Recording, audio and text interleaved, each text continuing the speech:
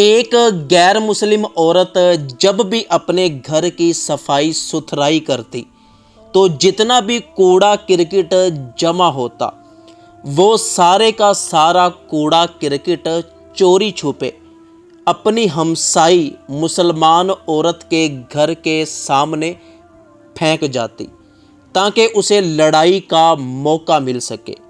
وہ ہر وقت مسلمان عورت سے لڑائی جھگڑا کرنے کی کوشش کرتی رہتی تھی۔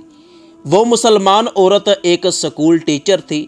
جب بھی اپنے گھر سے سکول جانے کے لیے باہر نکلتی تو دیکھتی کہ اس کے گھر کے سامنے کوڑا کرکٹ پڑا ہوا ہے تو وہ سمجھ جاتی کہ یہ میری ہمسائی غیر مسلم عورت کا کام ہے جو ہر وقت لڑائی کرنے کے بہانے ڈھونڈتی رہتی ہے۔ پھر وہ مسلمان عورت اپنے گھر میں واپس جاتی اور جھاڑو لے کر باہر آتی اور اپنے دروازے کے سامنے پڑا ہوا کوڑا کرکٹ صاف کرتی۔ اس کے بعد وہ دوبارہ تیار ہو کر سکول جانے کے لیے گھر سے نکل جاتی۔ اس غیر مسلم عورت کا روزانہ کا یہی کام تھا کہ روزانہ اپنے گھر کا کوڑا چوری چھپے اس کے گھر کے سامنے پھینک جاتی، لیکن وہ مسلمان عورت تھی کہ ماتھے پہ ذرا بھی بل نہیں آتا تھا۔ وہ چپ کر کے کوڑا کرکٹ صاف کرتی اور صبح بچوں کو پڑھانے کے لیے اسکول میں چلی جاتی۔ ایسے ہی زندگی گزر رہی تھی۔ ایک دن جب وہ مسلمان عورت سکول جانے کے لیے اپنے گھر سے نکلی تو دیکھا کہ اس کے گھر کے سامنے آج کوئی کوڑا کرکٹ نہیں ہے۔ وہ بڑی پریشان ہوئی کہ آج اس غیر مسلم عورت نے میرے گھر کے سامنے کوڑا کیوں نہیں پھینکا؟ خیر تو ہے، مجھے پتہ کرنا چاہیے کہ وہ کس حال میں ہے، وہ گھر میں ہے بھی یا نہیں۔ تو جی میں خیال آیا کہ چلو میں پتہ کرتی ہوں۔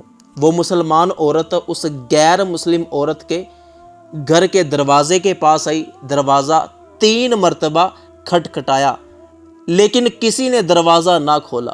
وہ خود دروازہ کھول کر اندر چلی گئی تو دیکھا کہ وہ غیر مسلم عورت چارپائی پر بیٹھے کھانس رہی ہے اور دوائی پی رہی ہے۔ تو اس مسلمان عورت نے اس کے پاس آ کر پوچھا کہ باجی کیا حال ہے؟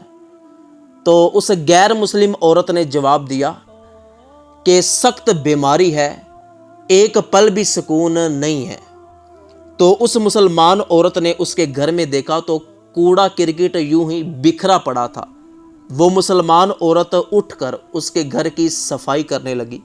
صفائی کرنے کے بعد اس مسلمان عورت نے اس غیر مسلم عورت سے کہا کہ باجی میں نے آپ کے گھر کی صفائی کر دی ہے تو آپ اپنا بہت بہت خیال رکھیے گا، مجھے سکول پڑھانے جانا ہے۔